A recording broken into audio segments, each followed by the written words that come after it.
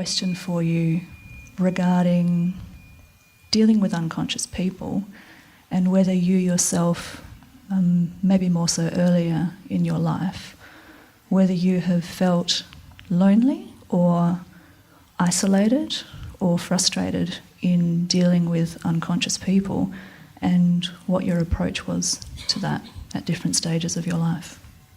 Right, yes. Thank you.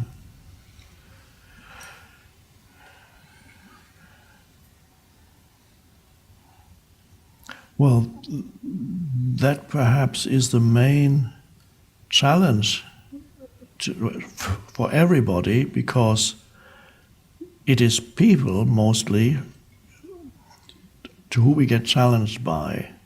Other sources of challenge are, of course, your physical body could present a challenge. There can be financial challenges. But most large part of challenges come through humans, because humans are difficult. Many humans are still very much trapped in ego.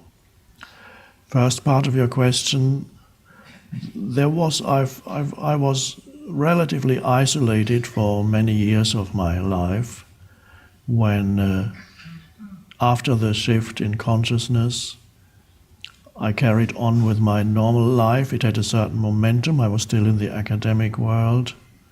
And then 3-4 years later, I had to go out of that, leave it behind completely. And then many years happened when I was not related to the world, to any of the usual channels. I had no particular job, no relationships, no close relationships.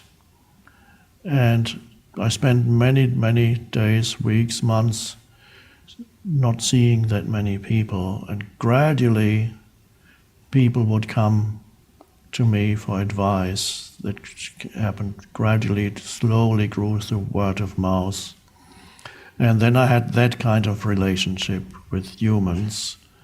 But throughout, there's always challenges.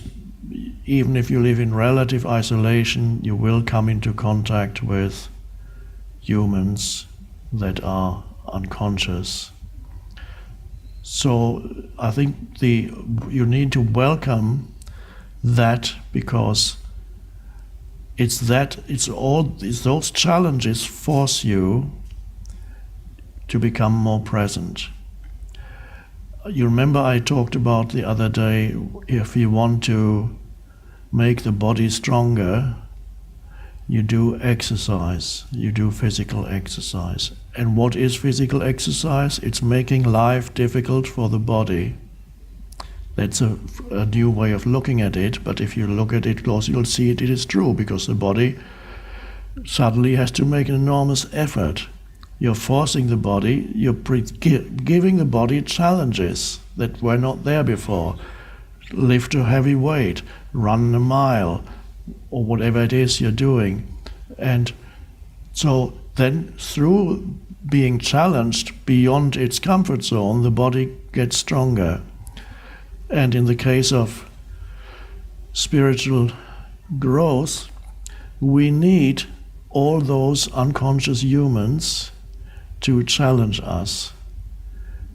Otherwise, the presence would not intensify and arise.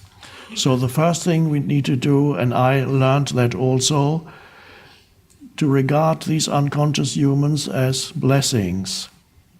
So rather than believing you shouldn't be here making my life difficult, regard the unconscious human as a necessary part of being here on this planet at this time. And so you can welcome them when they make life difficult for you. The important thing is, though, that the unconscious humans do not pull you into unconsciousness yourself. That is the challenge, the biggest challenge. And what I mentioned in the previous session also applies here. When you are being challenged by situations or people, up to a certain point of human development, the moment a situation gets challenging or you meet a challenging person, you become reactive and become more unconscious than you were before you were challenged. So you meet an angry person, you get angry yourself. You meet a confrontational person and you become even more confrontational, you're fighting. Then a certain thing happens, you reach that level where beyond which the challenges make you more conscious. I think most of the people here will have reached the level where you may occasionally be pulled back, yes, but may have reached the level where from now on, when challenges come into your life through situations or people, you become more present rather than be pulled into unconscious reaction. And that's your spiritual practice, that can be your main spiritual practice. So if you realize relationships are your spiritual practice, whether they are short relationships or at work or family relationships, if you can shift the way you look at relationships and then regard relationships as spiritual practice, it's much easier to deal with unconscious humans. And then the challenge is to stay present while they are being unconscious with you. I learned that early on when, after my shift in consciousness, my father's second wife was quite unconscious, and then not only unconscious, she developed a mental illness, but the mental illness was already hidden in the unconsciousness. The mental illness she developed was acute paranoia, and she was in a mental home for a while, then came back home. Whenever I visited them, once or twice, as I mentioned before, I stayed in hotels, but many times I went there, stayed with them, and I realized the moment I saw her, I would become intensely present. I would just go, and then she would start talking to me. Usually the stories would start with talking about her enemies, the people who were waiting down in the street and who would follow her, people she would see in shops. And according to those stories, there must be at least 100 or 200 people whose main occupation is to follow her and make her life difficult. But that was the story, so I had to listen. The moment I arrived, she would tell me the latest events of what happened to all these people who were following her and doing things to sabotage her life, all fictitious. And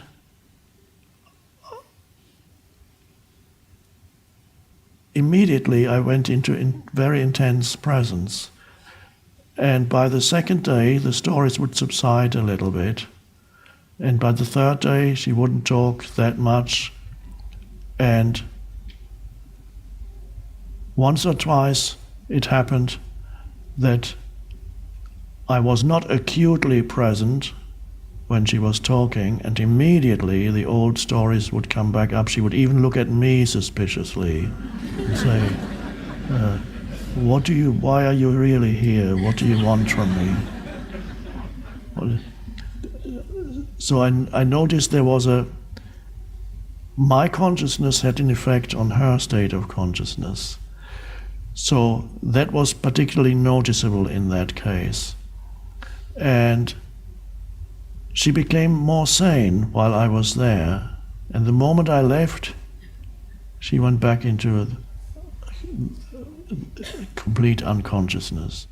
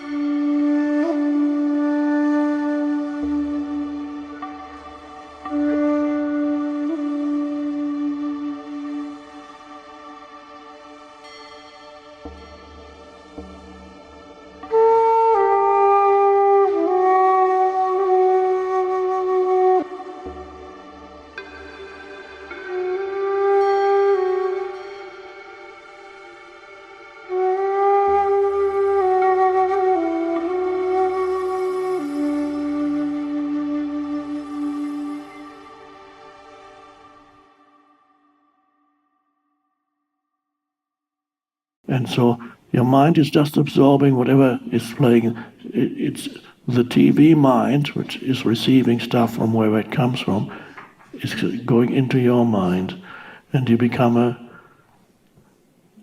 no longer thinking your own thoughts. Occasionally your mind, you say, oh, this guy is so stupid, and then you're watching again.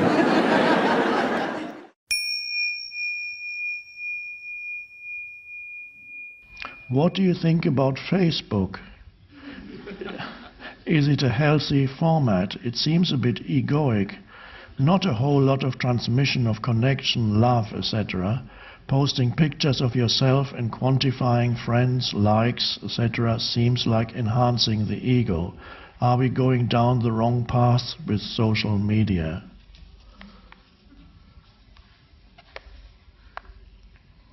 Well, the questioner has a point. As even before the advent of Facebook and similar things for hundreds of years or thousands of years, people constructed for themselves an identity in their head. That's me and my story, as I sometimes call it.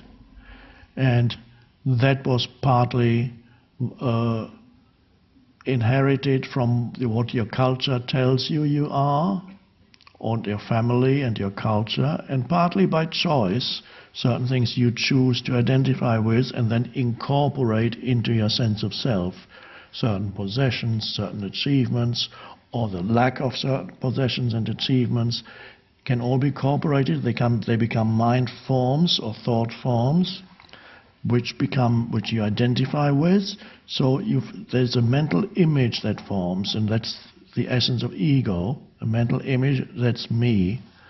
So that's been going on for a long time, and then people live through that mental image of me. They seek out things or people that can improve the mental image of me and try to keep away things or people that could weaken or threaten the mental image of me.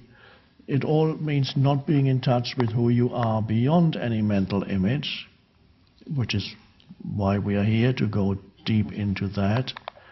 And now we got the technology of Facebook, where you can externalize the image, and you can create on the Facebook page, you can create the image of me and show it to the whole world.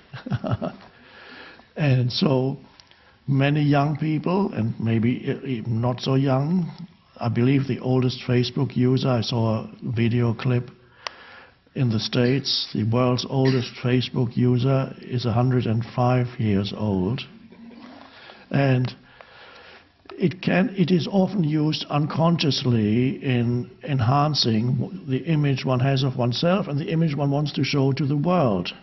And then you read other people's images on their Facebook page and you think that's who they are. And then you try to compete with that image, and you try to polish up your image and compete with them.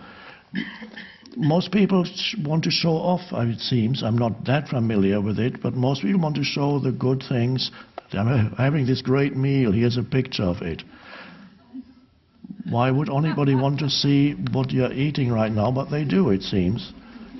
Or I just bought this thing, you want to see it, and then you can connect people to a place where you bought it. It's another thing, and all kinds of things that I don't understand. So you can, in many cases, it becomes an artificial construct that you add to every day, and everybody else has their artificial construct, and it can actually strengthen the delusion of the false self. It doesn't have to, but often it does.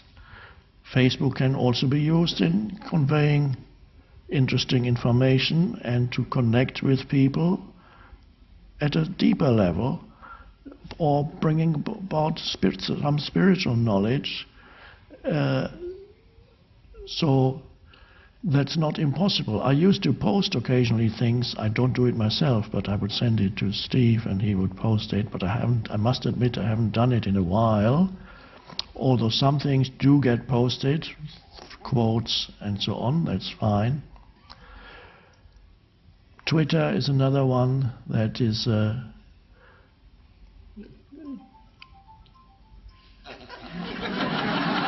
there's a Twitter message coming in.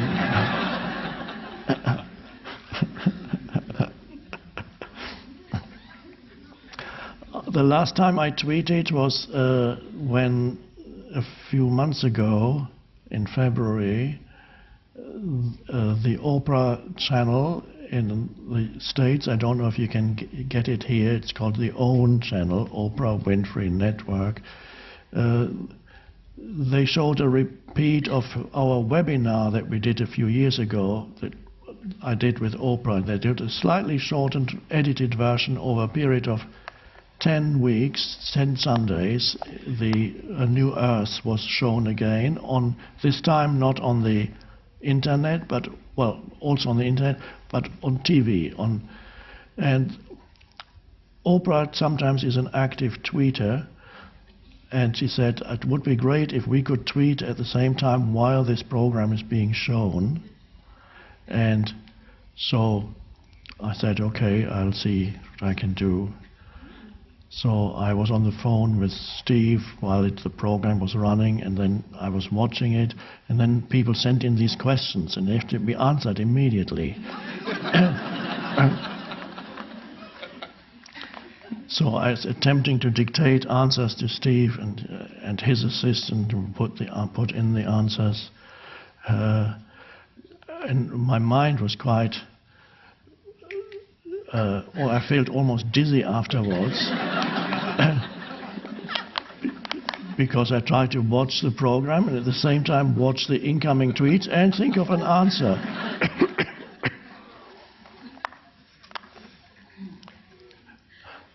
But Oprah must have realized it wasn't from me, because she said Twitter is the exact opposite of how you operate. And before Oprah said it, Kim said exactly the same thing to me. And that's true. So I was glad when it was over, but while it was happening, I was surrendered to it, although I did feel dizzy afterwards.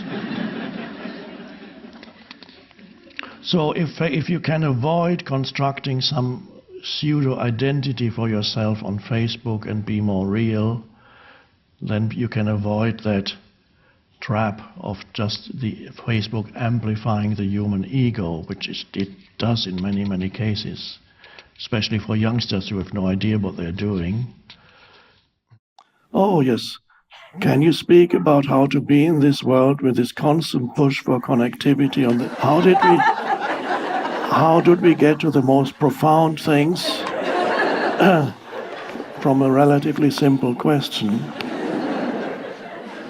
Oh yes, we talked about doing and being, without feeling that being present is another thing to do. How to be in this world without this constant push for connectivity? Well, the first thing is you turn off your push notifications.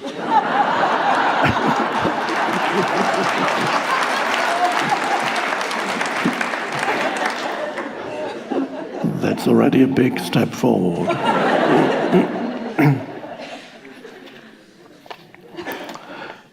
And you need to be disciplined in the use of your device, your phone, whatever, tablet, phone, so that it doesn't take you over, because it's simply an extension of the mind.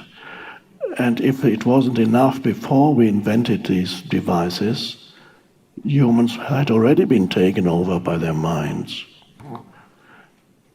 Even 2,000 years ago, not as much as now, but even 2,000 years ago, Jesus said, why are you always thinking about tomorrow? Why are you always worried about the next thing?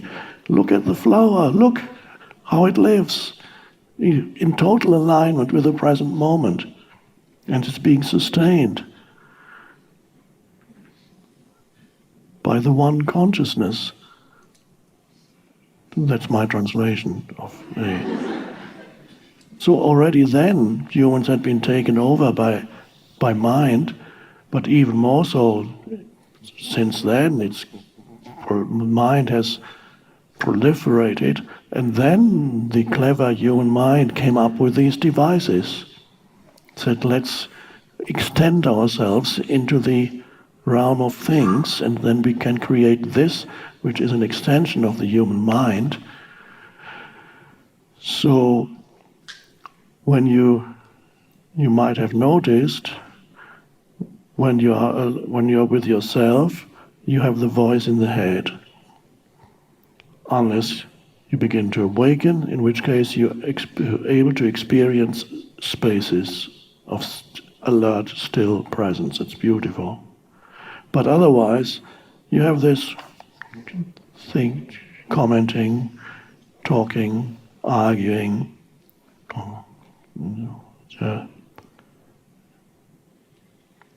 And then this becomes a burden for many people. Of course it is a burden, because a lot of the stuff it says is actually not pleasant. And so you experience it as a burden, and since you derive your sense of identity from it, it becomes yourself. This talking voice, you think that's you. It becomes the self. And you walk around with this burden of the self. And in order to unburden yourself, one thing you can do, you think you can do, is you can watch the television, or you can go on to watch. There are countless things that you can watch on the little screen. The entire world's knowledge at your fingertips. And the moment you watch the screen, whether it's television or whatever screen, you might have noticed that your so-called own thought processes come to a stop. So to some extent, you're free of the self. This is why people sometimes find watching television relaxing. Say, okay, I just need to relax now, let's turn it on. By this they mean, while they watch the television screen, they are not burdened by their self-induced thought processes. What they do, however, they replace their own thoughts with the collective thoughts. So you're not in a state of thoughtless awareness when you watch television or you watch something on the screen. You absorb the thoughts from there into your mind, and you link into. So for people often in a state of semi or hypnosis when they watch, and it kind of paralyzes you. It can also happen with the screen, with television already started, of course. I don't know whenever 60 years ago, whenever television started, and you go, and so your mind is just absorbing whatever is playing. It's the TV mind, which is receiving stuff from wherever it comes from, is going into your mind, and you become no longer thinking your own thoughts. Occasionally you might, you say, oh, this guy is so stupid, and then you're watching again. And then another thought, why am I watching this rubbish?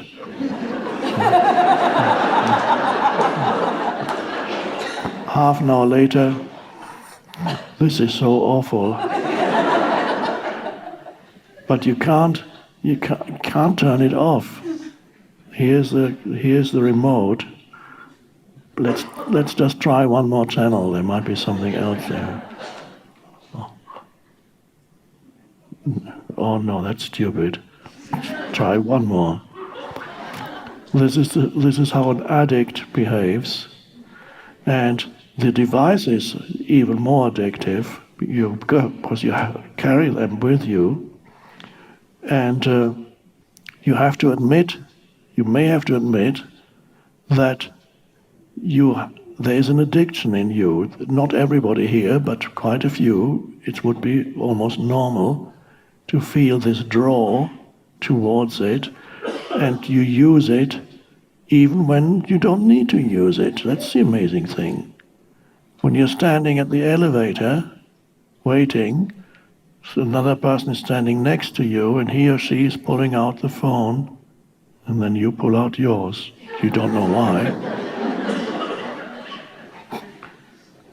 Or anywhere, you're in a You're ordering a tea or coffee somewhere, and you're standing in line. And if you look around, there's almost nobody, and probably nobody, who is not looking at this little thing. This is scary. 30 years ago, it was just radio and television, and people would sit there for hours. But nowadays, you have countless sources of stimulus for the mind that draws you into continuously thinking about what's your next Facebook post, what's it going to be, and you look at the ones that are coming in, all these people are doing these fantastic things, and me, I'm just sitting here, and then you have to pretend that you are also doing fantastic things. And usually it involves taking a nice selfie. And then you project your self-image, which has existed for a long, long time before in humans. This part of ego is to have this image of who I am. But in these Facebook, now you have the opportunity to project that image into the world. And it'll reach hundreds or thousands of people all at once. And then you construct your life. There are many people alive these days who, without knowing it, they partly live for their Facebook image. And they're just looking for the next thing that they can project out into the world. It's Narcissus. You might remember the myth of Narcissus, the ancient Greek myth. There was this young man who had never seen himself before because they didn't have mirrors at the time. But one day he happened to look into a little pool of water, and he saw himself, and he realized that he was extremely beautiful. He said, "Oh, that's me." And the story goes, he fell in love with himself. Not in a good way.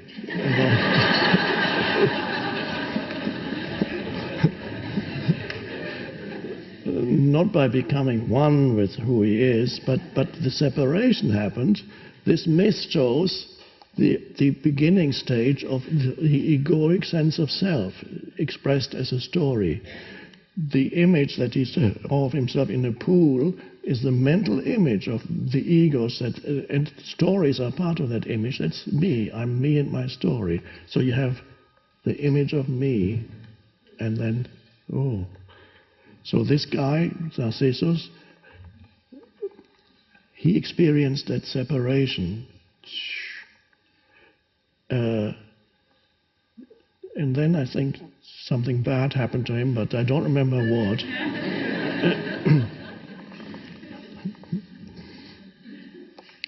And then you have other things that continuously stimulate the mind, that almost designed for you not to become still. It's like the civilization has made a great effort to come up with as many things as possible to prevent people from becoming still and spacious, and taking a moment of looking at the sky and feeling the inner spaciousness arise, and becoming aware of the leaves of the tree or the branches and the wind blowing and the noise of water, the simple thing becoming still, alert, sensing that stillness within. And of course, a minute later, another text message is coming in. Of course, you have to look at it immediately. And then I'm told, I didn't know that when I first started using text, Erin told me that the etiquette is that you have to reply immediately.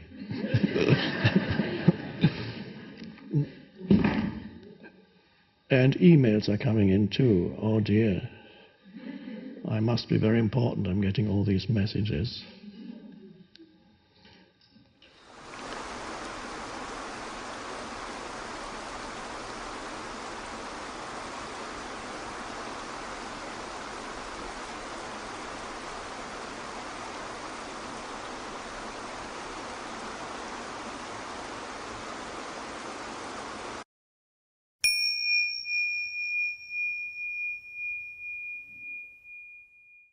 the moment resistance comes, you're drawn back into identification with form. Protection, resistance, fighting. Are you going to succeed all the time in this? No, it's a shift from a way of doing that has been with us for thousands of years and a new way of doing that is only arising now. So you are transitional beings between the old consciousness and the new, and don't judge yourself if you fall back occasionally into the old consciousness. But you will quickly know it. How will you know it? You begin to suffer. You get upset. You get upset about situations. You get upset about people. You get upset about what somebody said. You get upset about what somebody should have said but didn't. You get upset about what somebody did or failed to do. Oh, there's a sign that you've fallen back. Beautiful line in the Course in Miracles. I am never upset for the reason I think. Now, upset is a generic term. Could be any in any way that you're out of alignment with isness. There's a disagreement with the isness of the present moment, and then you become upset. Now, many people are upset a lot of the time, but they don't realize they are upset. And if you talk to them and say, "Why are you upset?" they say, "I'm not upset, I'm just bloody angry." Or, "I'm not upset, I'm deeply hurt because he didn't invite me to his birthday party." Deeply hurt. Not upset.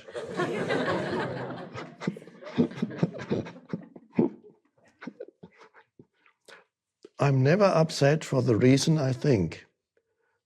Now, the deeper meaning of this, of course, is you are upset because you have lost awareness of being, your essence, identity. And the reason you think is superficial. When you lose connectedness with being, just wait a few minutes and something or somebody will upset you.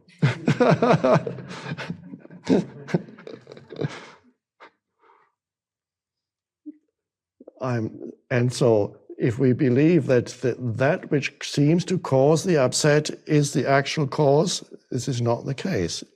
These are interchangeable, could be anything. And it will.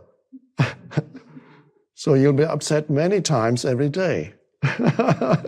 By other people, by situations, by the slightest things or the biggest things. Upset by the entire world is so frustrating.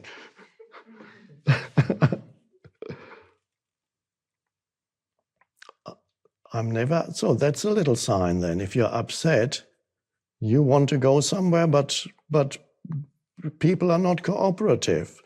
Situations are not cooperative.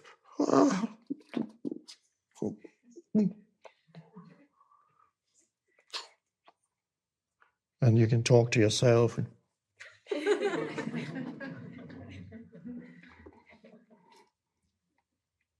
So that's a good sign then. You can use, also shows you to what extent the ego is active in you, because what's upset is not you, it's the ego in you. The ego is the erroneous identification with form, a false sense of I, which wanted something to make itself feel more at ease or bigger or more important or whatever, and is frustrated in its aims. Well, that's a good, then it's like a little, if you had a little, it's almost like having a little technical device on your arm that tells you whenever your ego comes back, it goes bleep, bleep, bleep, bleep. You don't need that. Well, if somebody here is a technical wizard and is going to invent it, it's fine. But you don't need that, because all you need is to know if you're upset or not in everyday life.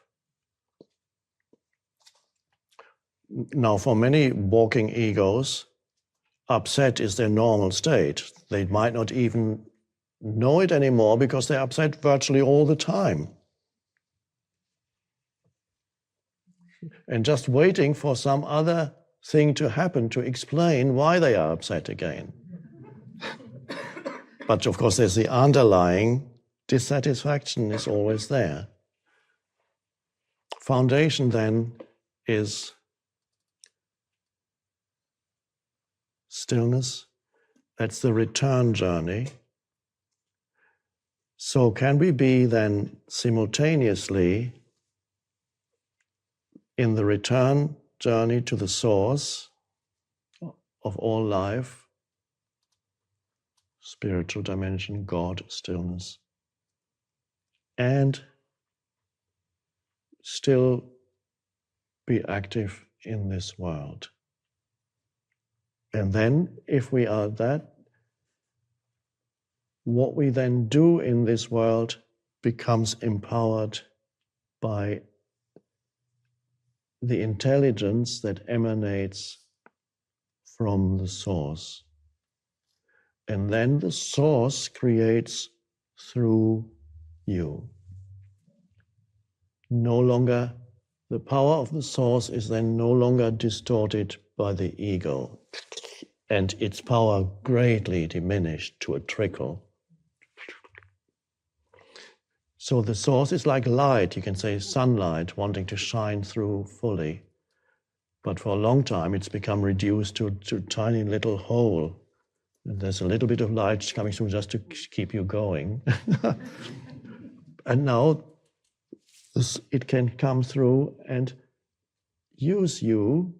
When we use language, we always create duality. So when I say it uses you, it's not quite true because you are it. But language does that. It uses, that's then, once we know that it's okay, we can use those words. It uses you then. Now, what exactly it wants, I don't know. Perhaps it simply wants to create beauty or forms that are alive and joyful and enjoy that. It's enjoyed the drama of for thousands, hundreds of thousands of years. It's enjoyed the drama of people cutting each other to pieces and eating each other up. It's enjoyed the drama. The movie is changing now.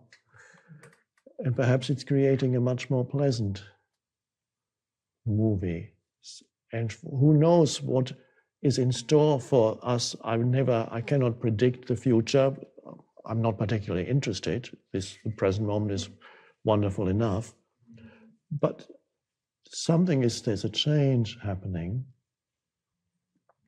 And of course there comes a point in your life when you may not, the source may become much more important than whatever you do. So you reach a time when you say, well, I've done this and that, and it's been wonderful. And then all you're just still, and you emanate that stillness. And even then you affect the world around you without any doing. If you just be there, and whoever you come into contact with, there's some, almost, one could say, transmission, even if they don't notice it. You can do that, and some humans perhaps will mostly live in that way. How much doing you do, how much varies from form to form, person to person. Some will be very active and conscious, into conscious doing and create and enjoy the creation. And others may do relatively little, or may just continue to do what they're doing already, but whatever they are doing will be a vehicle for consciousness or stillness that flows into it, this power, this beautiful energy that flows. It could be even a person who just gives information. let's say you work at an airport and you give information to people, and maybe you stay there, and then everybody who comes to ask, where's gate number 16, you say, well, you go that way, and it's only about a 3-minute walk. And there were not only the words, there was a transmission of stillness with the words. Not in the sense that I am going to transmit stillness, no. It happens because you let go of the sense of doing, of I do. It happens. And the person, this one traditional word for it is blessing. The person goes away being blessed with that energy. And so, beautiful. So what you do really is secondary. Some may do great things. Others may do things that look on the surface not so significant. And ultimately, what you do is secondary. But how you do it is primary. When the how means the consciousness that flows into what you do.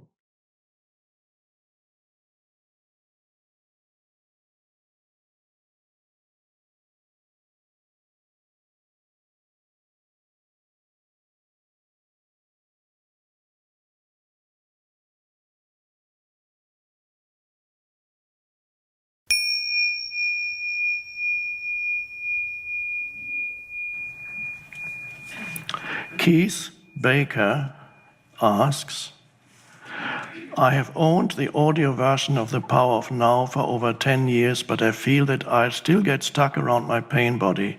There must be something very seductive about it, as I feel I spend a lot of time in negative thoughts like, what's the point?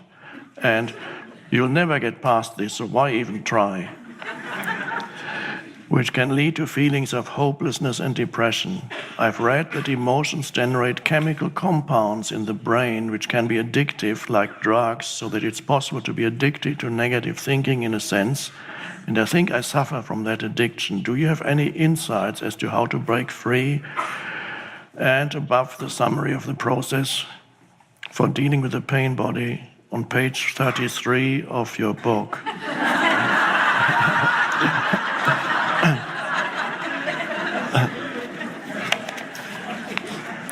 Let me just visualize my book.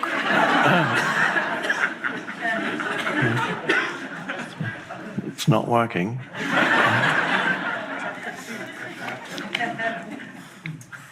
It is true that negative thinking can be very addictive. From my point of view, it is not caused by the chemical that's generated in the brain, although I do not deny that the chemicals in the body very often reflect certain things that happen on the mental, emotional level. But what comes first, the chicken or the egg? So if you become very angry, of course there are certain chemicals that are released in the body, and if you become peaceful, then they go. The addiction is not in the chemical, although I don't deny that there is a chemical component to emotional states, but it is the addiction to negative thinking. And the addiction to negative thinking is usually connected to the pain body, which is the emotional field that feels fed, fueled by the negative thinking. So addiction means it feels, on some level, it feels good. If you're addicted to something, on some level, it feels good. If you're addicted to alcohol, the drinking feels good while you drink, not afterwards, but while you drink. So if you're addicted, to whom does it feel good? Not to you, not to the physical body, because the physical body suffers through it, but to the pain body. This emotion loves to get more of the same energy by generating further negative thinking in your mind. And it feeds on it because it doesn't get enough food through the drama in your relationship. Either you don't have one, or your partner doesn't cooperate enough. So, how this, you are, Keith, you are aware of these negative thoughts that you mentioned that are repetitive and happen frequently. You give 2 examples. One is, you'll never get past this, so why even try? And what's the point? It's another one. And there are probably others. So you are aware of these thoughts, but it seems that you are not aware in the moment that these thoughts arise. You are aware retrospectively. After the thoughts, you realize, oh, there was that thought again. The question is whether there's enough presence in you to be aware in the moment or immediately after a thought of that kind arises, to notice it, to notice also its futility, to notice its repetitiveness, to notice its pointlessness, its untruth, to notice that you don't want it because you don't want it. When you notice it, you are the awareness, and you as the awareness don't want it. The pain body wants it. So the awareness has to come in so that you break the link between your pain body and your thought processes. That is the key, is to sever the link between your thought processes and the pain body. In order to sever the link between those, there needs to be enough awareness, presence. Only the presence can sever the link. The presence comes in, and so you no longer, the emotion is no longer controlling your thought activity. That's the key. And that's the beginning of the end of that vicious circle that otherwise will take over your life. So what is needed is for you to be there in the moments these thoughts occur, or immediately after, and then immediately look at the thought and say, there it's again, and do not believe it. You know, some of you, or many of you might know Byron Katie's work, and Byron Katie's work questions your thoughts. And that's a wonderful thing, so that you no longer believe every thought that comes into your head. What's the point? If you believe it, so what's the point? Oh, it's not working anyway. Nothing works in my life. It's never has anything worked in my life. I remember these emotions, these thoughts I used to have in my 20s and even in my teenage years for many years. One of my favorite thoughts was,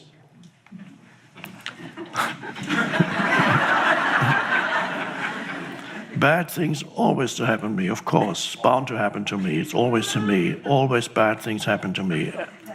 And the strange thing is, they always did.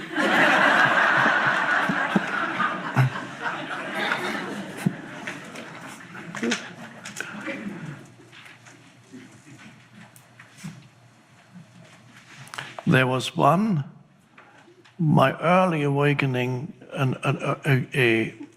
awakening, not the real awakening, an awakening episode I had, which actually to some extent already transformed my life in my teenage years when I was 17. And already in my 20s I was unhappier even, especially the second half, or first half too. But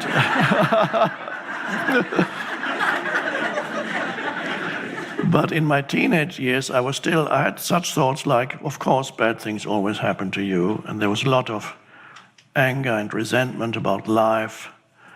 And the first awakening came when I was living in Spain with my dad, and a woman left some books with us. She was going back to her country, German books. And she said, can I leave these with you? I'll pick them up again next year when I come back. She never came back. And so we had these books. We didn't have many books. I started reading them, and there were books by a spiritual teacher, in a German, Swiss German or German spiritual teacher. And for the first time I read that your thoughts have something to do with what you create in your life. And that was almost, my mouth opened in astonishment. And at the time I was teaching myself to type on a typewriter. Of course there were no computers. So I had this old typewriter, and I used his texts. The most important parts I copied as part of my typing practice. How your thinking, you manifest through your thinking, you manifest outer reality, and how you can change outer reality through changing your thinking. Wow!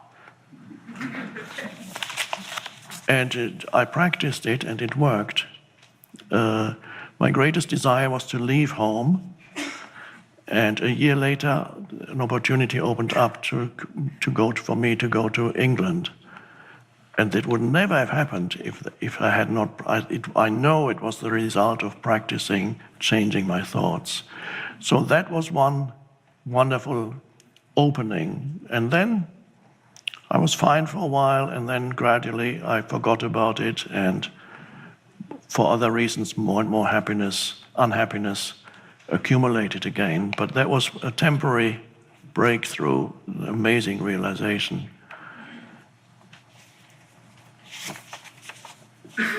So be there when the thoughts happen, recognize they're pointless, they're futile, they're painful, I don't want them, I don't need them, they have no purpose whatsoever.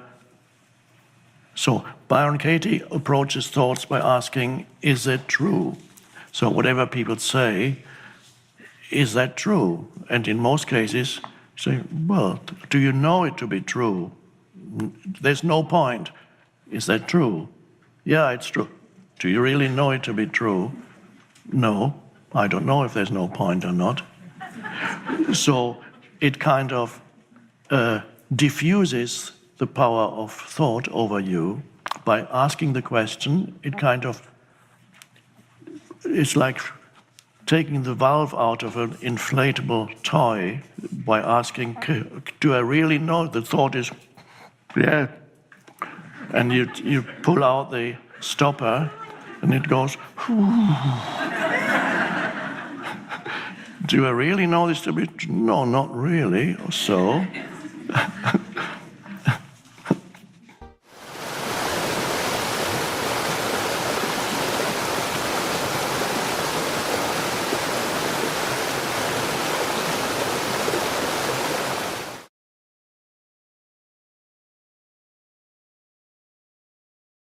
that state of spaciousness is already in you all the time.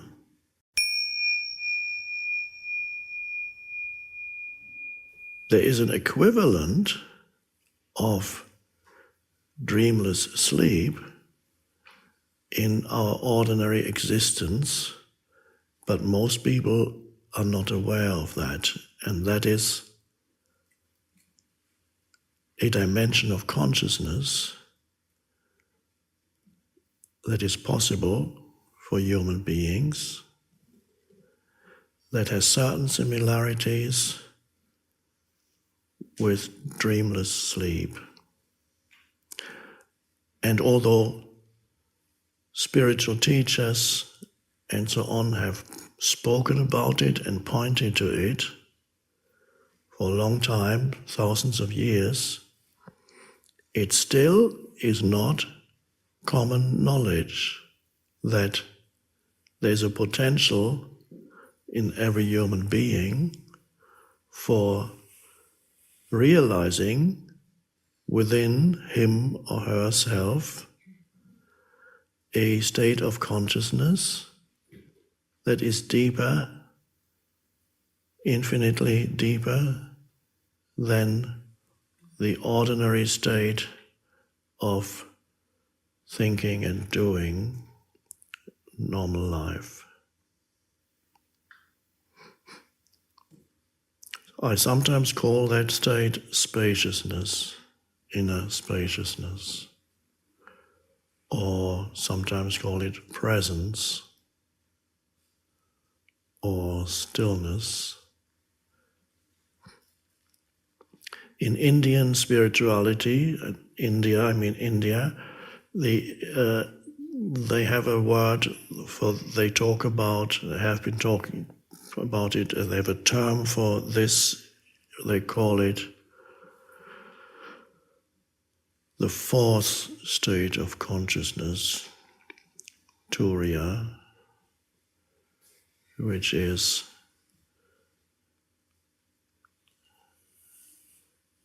I believe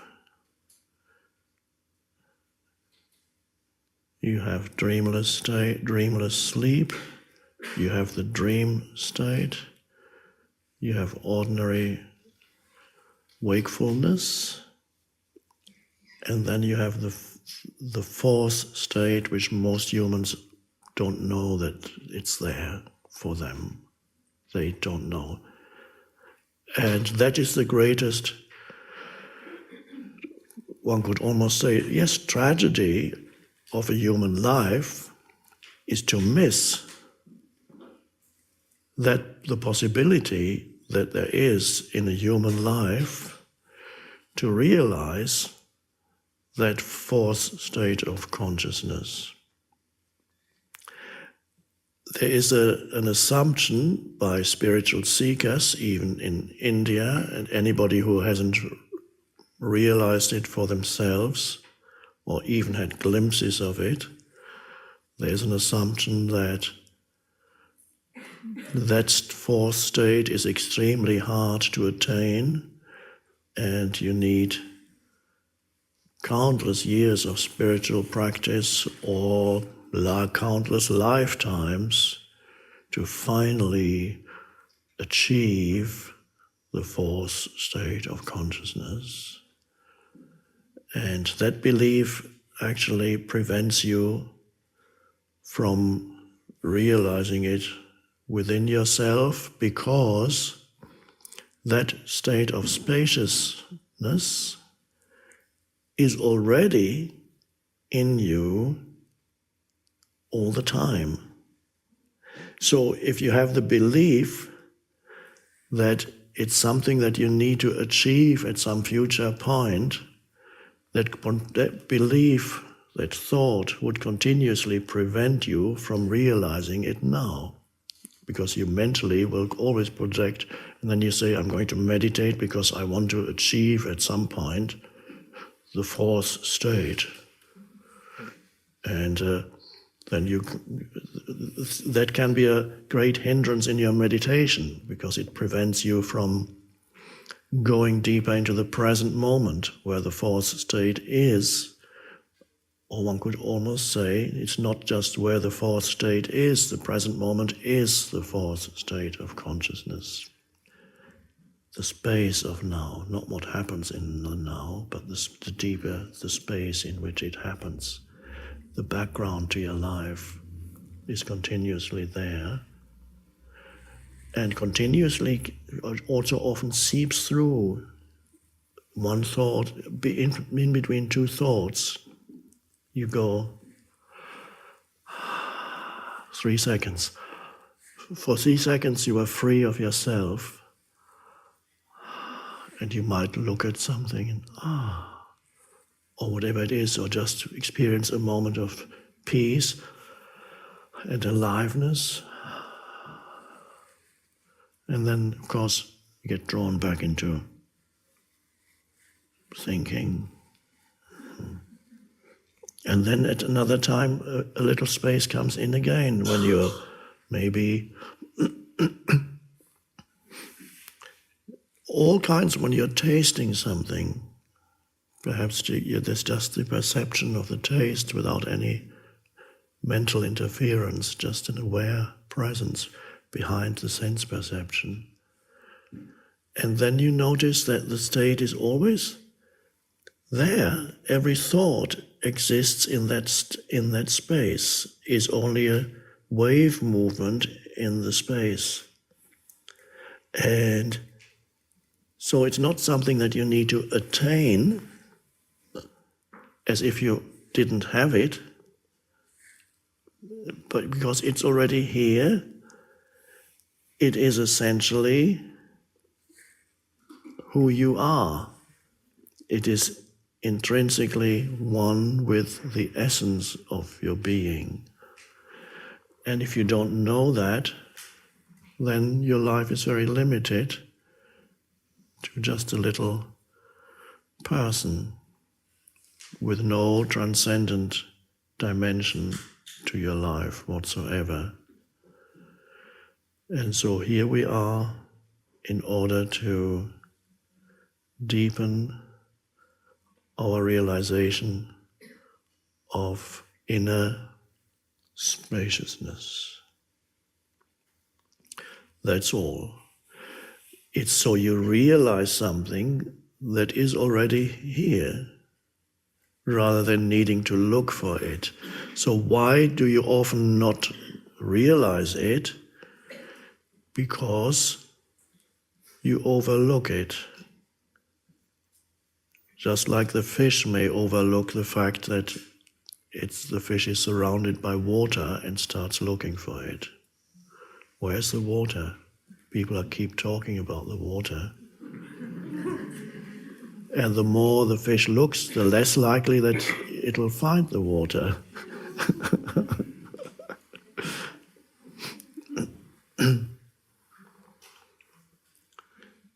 So that spaciousness is something that at first may appear in your life as a glimpse, and at first in many people's lives they don't know that that is spaciousness.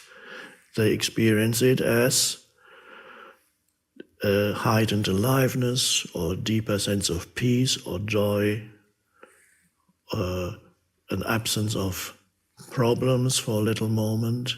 So they don't know that this is a different dimension of consciousness that has suddenly arisen. They can still confuse it with something else, as I did when the shift happened, and that was a rare thing. In my case, it happened and then kind of stayed. For most people, it's a more gradual thing. It comes gradually, first in glimpses, and then more suddenly it's there for a longer period of time, or you go deeper into it, and there's a gradual transformation of consciousness. Might be so gradual you don't even notice it.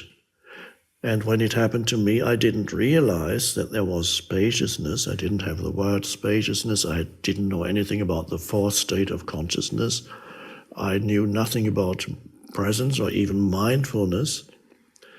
I didn't realize even that my mind had subsided and become spacious. All I knew is suddenly life is very peaceful. It feels so, this moment feels so good. That's all I knew. And where does this peace come from, I asked. Didn't know. I didn't know it was the depths of who I am. Realizing the depths of who I am was joy and peace.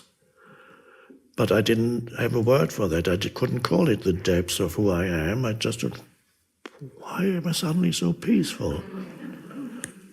And I started keeping a diary which said, I don't know why I suddenly feel so peaceful. I just want to write down my daily experience of peace in case it leaves me, then at least I can remember it.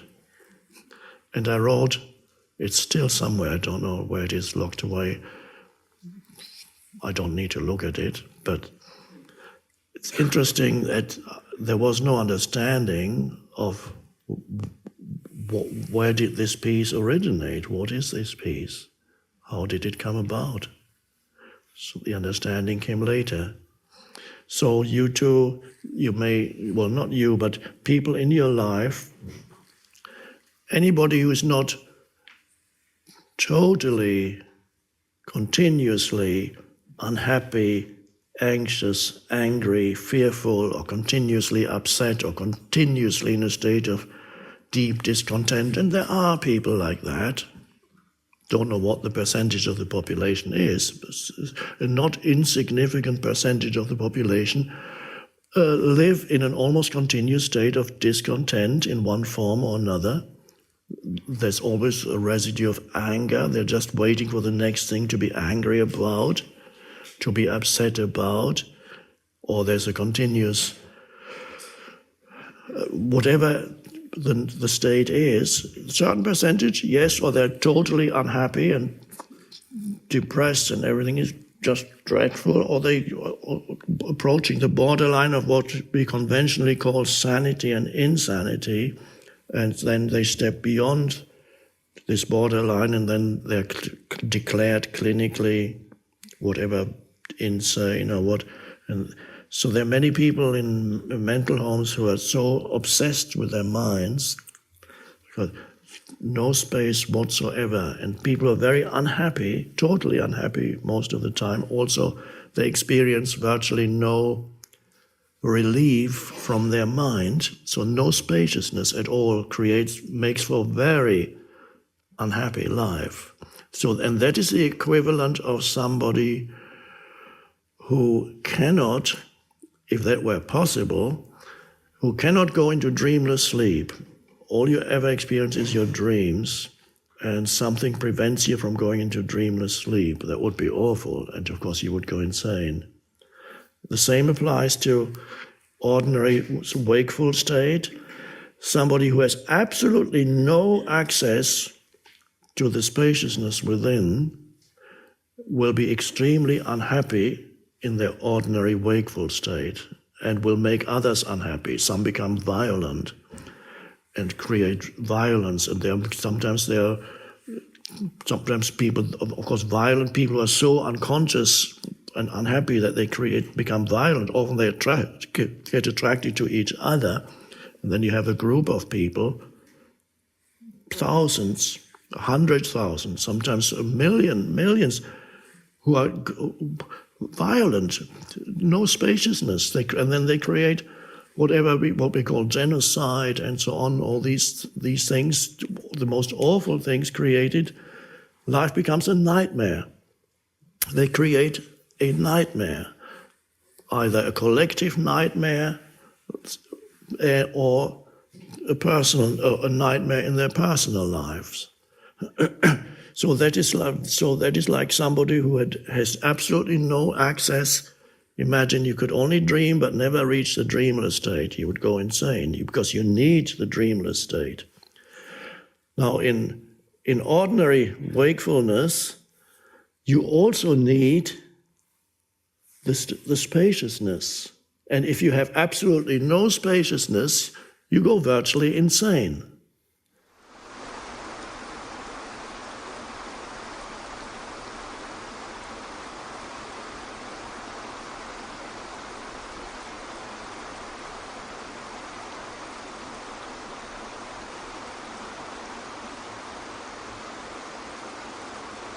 Even if, as I said, even if your body is strong and beautiful and you're identified with that, you move towards suffering.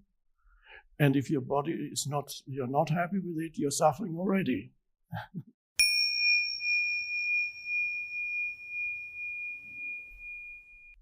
So hold your form identity loosely, because obviously everybody has a form identity that consists of many different things.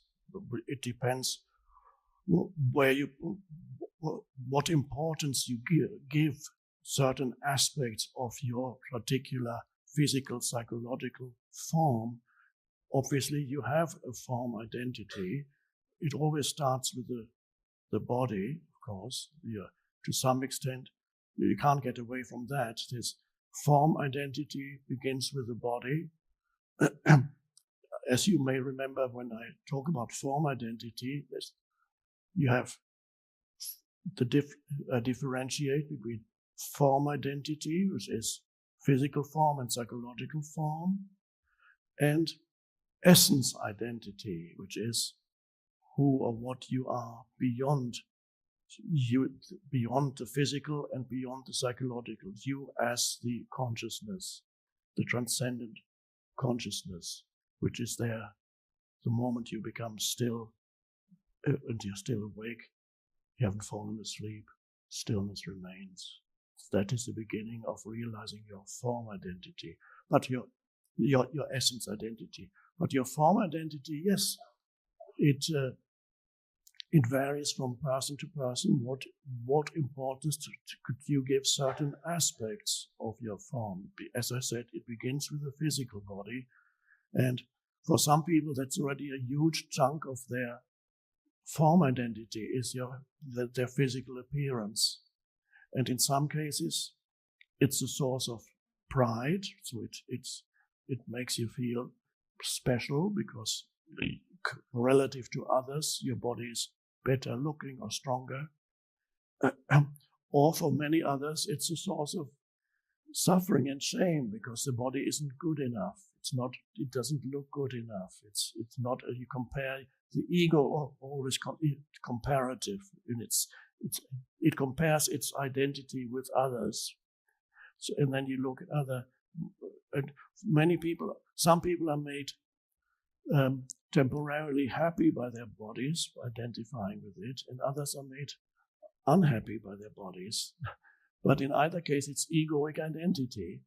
You might think that if you have a beautiful or strong body, obviously only for a few years, then you begin to, if you are really identified with the beauty or strength of your body, then you're in for a lot of suffering when that beauty or strength diminishes.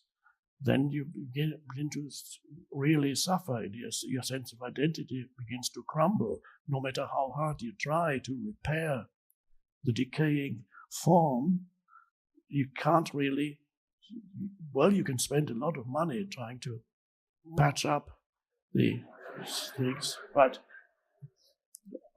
it can't go on forever. And then eventually, as sometimes it happens with some very beautiful actresses, when they get really old and even the repair jobs don't work anymore, then you never see them again. They live in hiding. It's very sad. They live withdrawn, don't want to be seen by anybody anymore. It's a very sad end to their lives.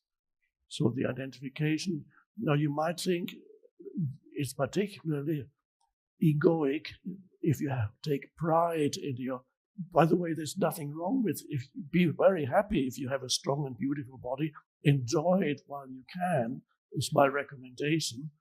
But it's not to be despised. It's lovely, wonderful. It's not essentially who you are, obviously. So find who you are beyond that as soon as possible, before it starts to decay.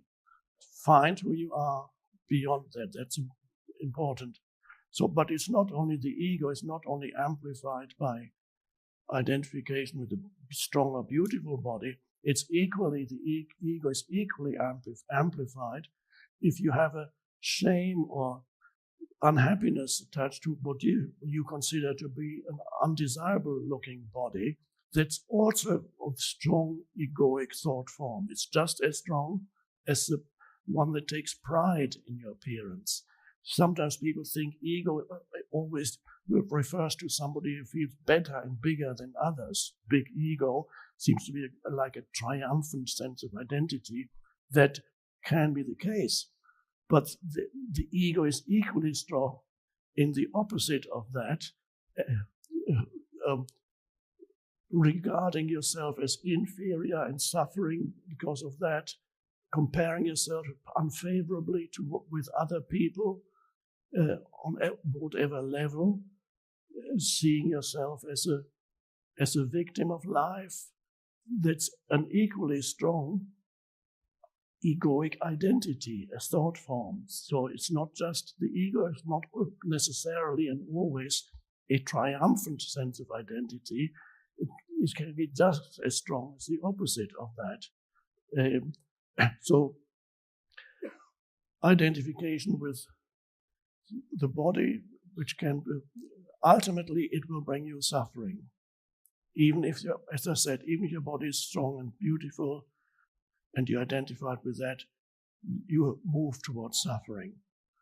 And if your body is not, you're not happy with it, you're suffering already. So in either case, go deeper. Go deeper. And then that's one identification. The other identification may be other external things to your body. Now, obviously, to some extent, the things that you put on your body become an extension of the body. So you look for, if you want to create a certain image or to reinforce the image that you have already created for yourself, the way you dress becomes an extension of, you identify with that as much as you identify with the actual physical body. It becomes an extension of the physical body. So that can become important too. What you put on becomes part of your identity, and all the advertisers, the manufacturers of clothes and brands, they all know that ultimately you're not buying a piece of clothing, but you're buying an identity, and they all know that, and that's what they advertise. They advertise an enhanced sense of identity. And again, it does not mean there's anything wrong with enjoying something beautiful to put on your body. The question is, does that give you your sense of identity, or is it simply something that you enjoy? Very big difference. In the same way with a possession, there's no need to let go of all possessions, because if you radically, as some spiritual people have done and still do in the past, sometimes it may work, but the danger is, let's say you're so spiritual that you say, I don't want any more possessions, nothing. And that still exists in some countries. In India, there's an unbroken tradition going back thousands of years of humans who have done that, and some still do it. So they walk, some of them are actually totally naked, some wear just a loincloth. They live on,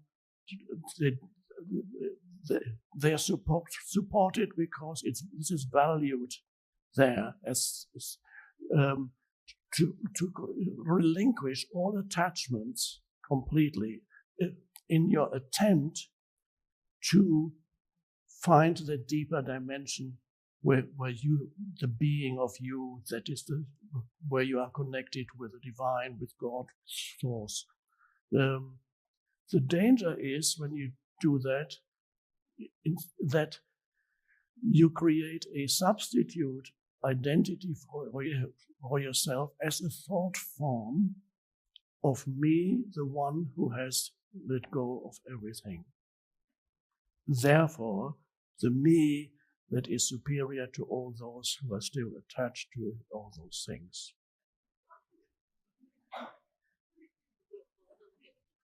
And that's the spiritual ego, and that's very subtle and can be very deceptive. You can spend the rest of your life, you've let go of everything, and then you have this huge spiritual ego walking around, and you don't know it. So it's much more helpful, except in some exceptional cases, if that is your calling, to relinquish everything, if you very strongly feel that is your calling, then that's where you have to go. But be careful that you don't create another identity for yourself, a mind-made identity out of that. Then you're trapped again without knowing it. But if you do, my recommendation is, first of all, don't, because you probably have to let go of most of your clothes too.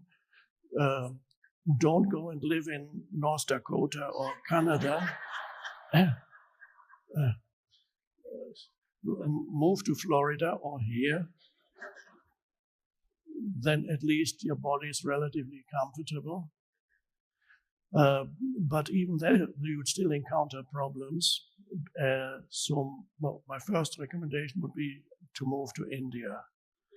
and there you will be looked after by people who appreciate, who kind of recognize that there's a spiritual seeker there, or India is still many of these people. Unfortunately, a significant percentage of them, the renunciates, the sadhus, some are genuine, wonderful beings, and others do it for a living. It's great, you don't have to work, people give you food, you can just sit around all day and be respected. So you have, for some there is a genuine, and others are fake. So identity then, for some people, gender is an identity. Traditionally, being either a man or a woman was always an important part of your sense of self. How important varies from person to person.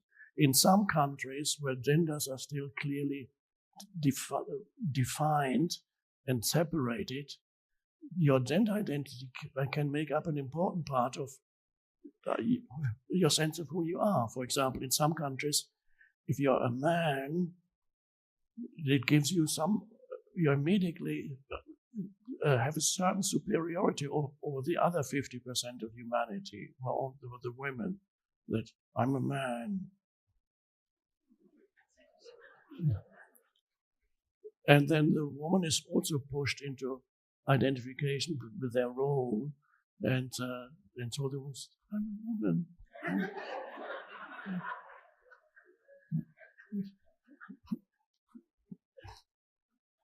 And you're trapped in that kind of identification.